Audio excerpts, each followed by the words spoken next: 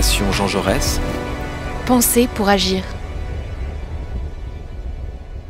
Aujourd'hui, nous allons avoir un échange concernant l'Espagne et plus particulièrement une personnalité espagnole, Miguel Ángel Martínez, à l'occasion de la sortie d'un livre qui est écrit par la personne qui est assise en face de moi, Sergio Molina García, qui est un docteur en histoire, un professeur, chercheur à l'Université Complutense de Madrid, qui est une des plus grandes universités espagnoles et qui donc a écrit un livre sur un personnage qui est toujours vivant, mais qui a joué un rôle extrêmement important dans la transition espagnole. Ensuite, dans les institutions européennes, donc Miguel Ángel Martínez, et donc on va avoir un échange sur finalement une coupe de l'histoire de l'Espagne à travers le vécu, le déroulé de la vie de Miguel Ángel Martínez. Donc la première question, très brièvement, comment présenter Miguel Ángel Martínez? Alors, vous êtes historien, donc avec quelques dates. D'accord, bon, c'est difficile de présenter à Miguel Ángel Martínez avec quelques petits mots parce que, bon, il est né en quelle année, par exemple? Il est né pendant les années 40, au début des années 40. Et il a une grande carrière politique en Espagne, mais surtout en Europe, en Amérique latine et en Afrique. Et c'est pour ça que c'est un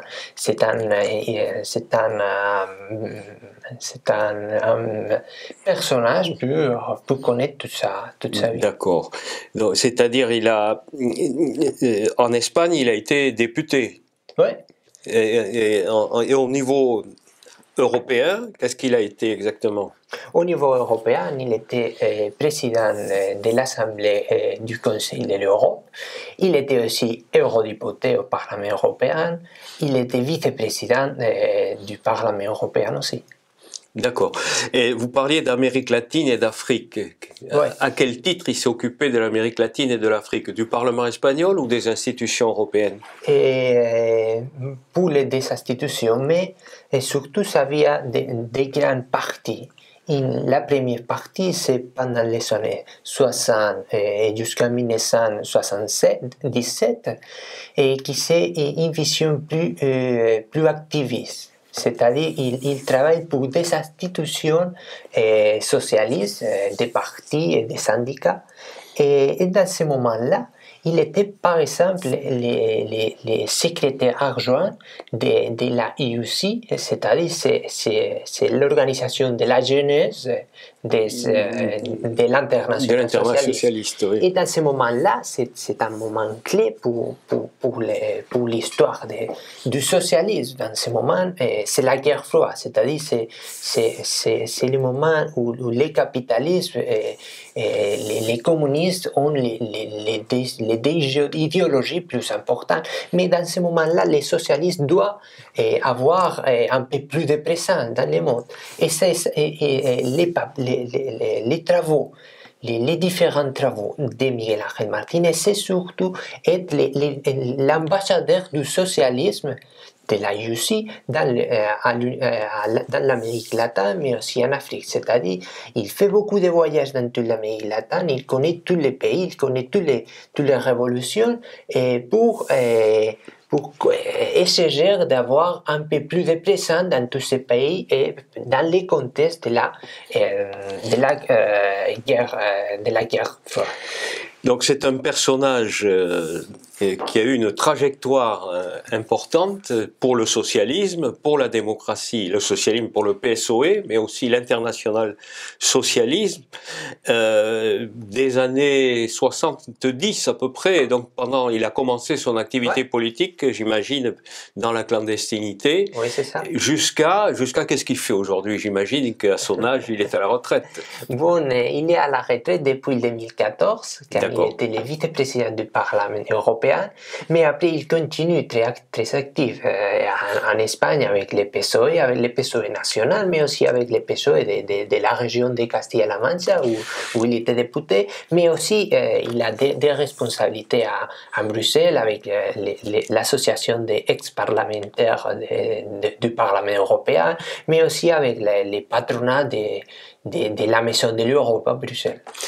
Est-ce qu'on peut dire que c'est en raison de cette trajectoire qui couvre toute une période, qui va de la fin de la dictature jusqu'en 2014, donc qui couvre un espace très important avec des moments politiques forts, y compris pour la démocratie, mais aussi pour le socialisme espagnol qui a accédé au gouvernement à plusieurs reprises, l'Europe, que ce livre a été écrit. C'est un livre qui a été écrit qui a été publié par la maison d'édition de la fondation proche du PSOE, la fondation Pablo Iglesias, qui a été le fondateur du socialisme espagnol. Est-ce que c'est à cause de cette exemplarité, disons, que la fondation Pablo Iglesias a souhaité honorer le parcours politique de Miguel Ángel Martínez? Oui, bien sûr.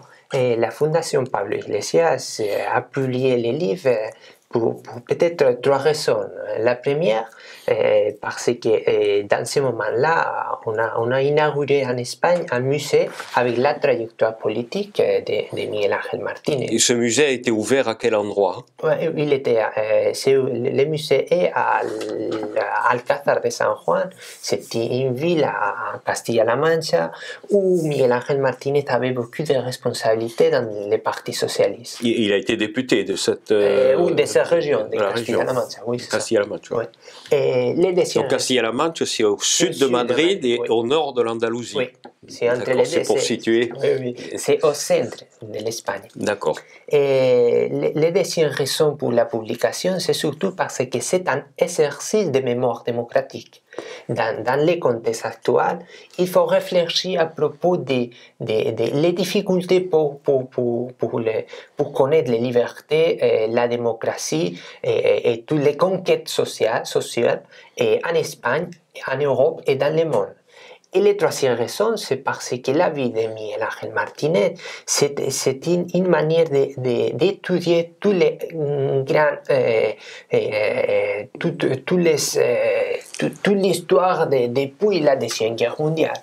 C'est-à-dire la guerre froide, mais les révolutions latino-américaines, la démocratisation de l'Europe du Sud, mais aussi l'adhésion en Europe du pays du Sud, mais aussi du pays de l'Est.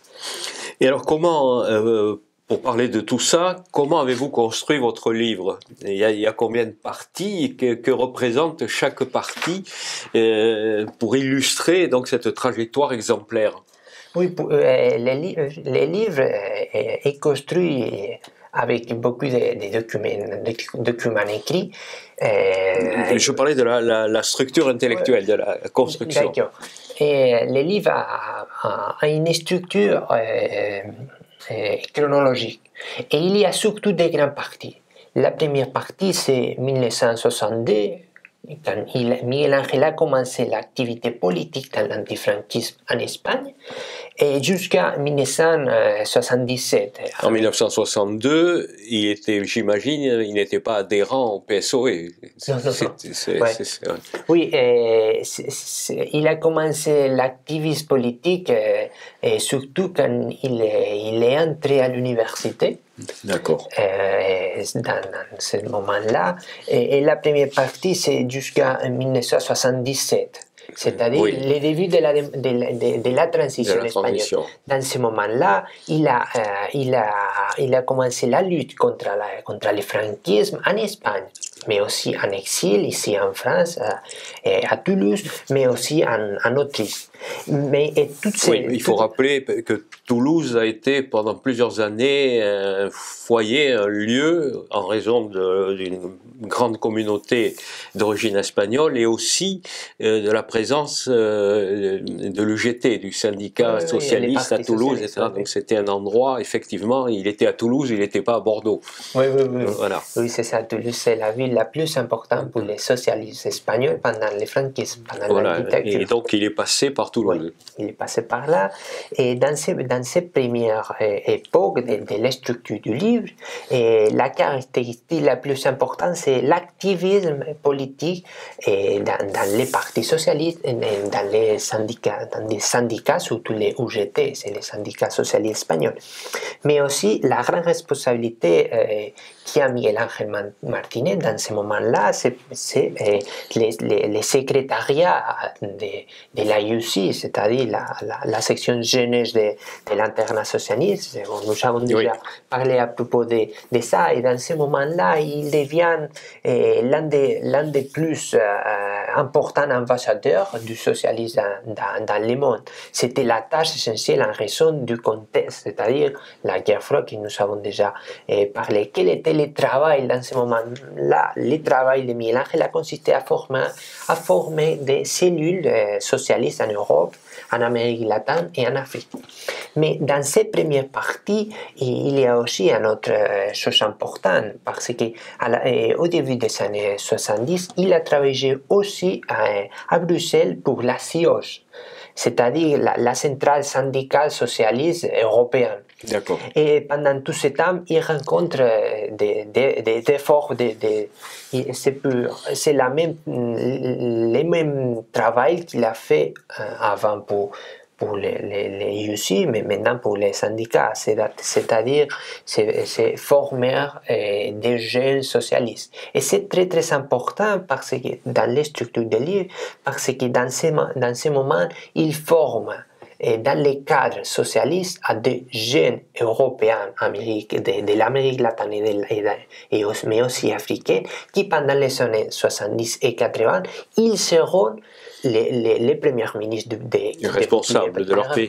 Important. Oui. Et la deuxième grande partie du livre, c'est la transition espagnole jusqu'à 2014. C'est-à-dire c'est une trajectoire. La transition, là, elle est assez longue. On considère que la transition elle s'est achevée avant. Oui, la transition espagnole, c'est la transition et la post-transition. Et la démocratie. Oui. Oui, je parlais seulement à propos de la construction du livre, mais la transition espagnole, c'est jusqu'en 1982, avec la victoire de Felipe González dans les élections nationales. Et cette année, il fera 40 l'alternance. Oui, c'est l'alternat politique. Mais pour sa trajectoire, il commence une nouvelle étape avec la transition espagnole parce que Miguel Ángel Martínez entre dans les institutions. Après l'adhésion l'entrée de l'Espagne dans ce qu'on appelait à l'époque le marché commun. Oui, c'est ça. Il commence à travailler dans les institutions et pas seulement dans les partis socialistes. Et les syndicats UGT. C'est pour ça qu'il est député en Espagne, député européen, il est président de l'Assemblée du Conseil de l'Europe. Oui, il est député aussi donc au Conseil de l'Europe, qui est une autre institution qui est à Strasbourg, celle-là. Voilà. Et dans tous ces moments, il y a, vous m'avez demandé à propos de les structures du livre, il y a des grands partis que je parlais déjà, mais aussi il faut parler à propos il y a deux partis dans le livre. Oui.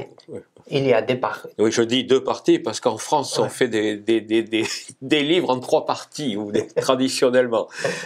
Voilà. Donc la première partie, c'est la partie d'avant, de la fin de la dictature et le début de la transition, Et ensuite, à partir de 77, c'est la période de la démocratie, démocratisation, démocratie, voilà. Oui. Voilà. Mais les structures de livre, c'est à cause de sa vie politique et pas seulement de la vie politique de l'Espagne, parce qu'il a des responsabilités en Europe et dans le monde. Et c'est pour ça que c'est difficile de comprendre seulement les livres avec l'histoire de l'Espagne. Et tout au long de sa carrière, c'est-à-dire il y a des grandes parties dans les livres avec beaucoup de chapitres, mais aussi il y a une autre chose qui c'est très important dans tous les livres, dans les structures intellectuelles du livre. Et c'est que tout au long de sa carrière, Miguel Ángel Martínez a compris la politique à travers des quatre valeurs, qui c'est la démocratie, qui c'est l'importance du Parlement, c'est-à-dire parce que c'est la représentation du peuple, et les valeurs socialistes, mais aussi la défense de l'Europe. Et ça, c'est les quatre choses qui sont très importantes pour connaître, pour pouvoir comprendre les livres. C'est en ce sens qu'il est représentatif pour la Fondation Pablo Iglesias de l'histoire récente de l'Espagne, et donc qu'elle méritait cette histoire d'être connue par des générations plus jeunes, qui sont nées avec finalement tout, la démocratie, les lois sociales, les libertés, etc. Oui, et c'est pour ça que l'objectif du livre, c'est surtout, c'est un livre divulgatif, c'est pas un livre intellectuel, et c'est surtout la mémoire démocratique. Donner aux jeunes surtout des clés de l'histoire et surtout pour connaître les difficultés, les différentes difficultés pour avoir des libertés, des paix dans le monde. J'imagine que pour faire ce livre, vous avez eu un contact direct avec Miguel Ángel. Oui, bien sûr. Pendant tous les temps que j'ai travaillé pour ce livre, nous avons fait beaucoup d'entretiens, beaucoup de discussions à propos de... Et comment il a vécu ce moment particulier d'une fondation de son parti, finalement, qui a considéré que sa trajectoire était exemplaire. Comment est-ce qu'il a reçu cette annonce? Comment il a vécu cette expérience? Oui, bon, il était très content, mais en même temps, ça a été un travail très intéressant parce qu'il y a des fois qu'il a compris beaucoup de choses qu'il a fait maintenant. Il a fait beaucoup de choses sans savoir ça. C'est important pour l'histoire et maintenant il connaît tout l'important pour l'histoire et pour les années de l'avenir. Parce que c'est à la fois, pour lui, c'est à la fois une reconnaissance, mais il y a aussi une exigence de faire connaître. Ouais. Et est-ce que ce livre, comment est-ce qu'il est présenté à des générations plus jeunes? Est-ce que lui-même participe à ce travail de divulgation? Comment ça se passe exactement? Oui, le livre est publié dans le contexte de la création d'un musée. Avec d'un musée pour reconnaître la trajectoire politique de Miguel Ángel Martínez. Et l'objectif est donner à toutes les personnes qui le souhaitent un petit livre qui parle à propos de la vie. Ce qui veut dire que dans ce musée, il y a ses archives personnelles, il a donné... Oui, ses archives personnelles, des photos et toutes les choses de sa carrière politique. Ah, d'accord. Et est-ce que vous avez eu l'occasion, est-ce qu'il en est question dans le livre, dans la conclusion, de connaître un peu son opinion sur l'actualité espagnole politique qui est particulièrement agitée depuis quelques années, qui est très conflictuelle et très polémique? Oui, bon, qu'est-ce qu'il pense de je sais pas, du dossier, la Catalogne, l'attitude du Parti populaire qui a été très rude, très difficile comme partenaire politique, la naissance d'une extrême droite en Espagne, Vox, pour lui qui a vécu le franquisme. Enfin, qu'est-ce qu'il pense de tout ça? Est-ce que vous avez eu l'occasion d'en parler avec lui? Bon, normalement, dans tous les entretiens, nous avons parlé de sa trajectoire politique, pas beaucoup de l'actualité politique, mais bon, à la fin, il connaît bien l'actualité politique de l'Espagne, et c'est difficile de faire une description, surtout avec les peurs à l'extrême droite, la radicalisation des positions politiques, c'est un problème. Mais lui-même, est-ce qu'il a est-ce que vous me disiez que depuis 2014, donc il est un retraité de la vie politique active, mais quand même, il a beaucoup il participe à beaucoup de choses. Il participe à quel genre de choses? Oui, il participe surtout à des activités du Parti socialiste. Oui. Pour les élections, par exemple, pour la vie des partis socialistes, de Alcázar de San Juan aussi, mais il n'a pas une activité, par exemple, dans la confrontation politique avec l'autre parti. C'est surtout dans la vie interne du Parti socialiste. Et est-ce que la Fondation Pablo Iglesias a l'intention de publier d'autres livres du même genre avec d'autres personnes responsables qui ont eu un peu le même profil que Miguel Ángel Martínez? Est-ce qu'il y aura d'autres livres après celui-là? Oui, la Fondation Pablo Iglesias a une ligne de publication pour reconnaître les partis socialistes, l'histoire du Parti socialiste, mais aussi les grands politiques du Parti socialiste. Il a publié d'autres livres dans la même ligne, pas seulement des personnages du parti politique, mais aussi, par exemple, l'histoire du Parti socialiste de quelques régions importantes en Espagne. D'accord. Et est-ce que vous avez été sollicité pour une nouvelle publication par la Fondation Pablo Iglesias? Pas encore. Pas encore. Bon, eh bien, écoutez, je vous remercie. Vous serez toutefois le bienvenu, même si votre prochaine publication n'est pas dans le contexte de la Fondation Pablo Iglesias. C'est avec plaisir qu'on pourra poursuivre cet échange sur l'histoire politique de l'Espagne, le passé récent, mais aussi le présent. Merci. Merci beaucoup.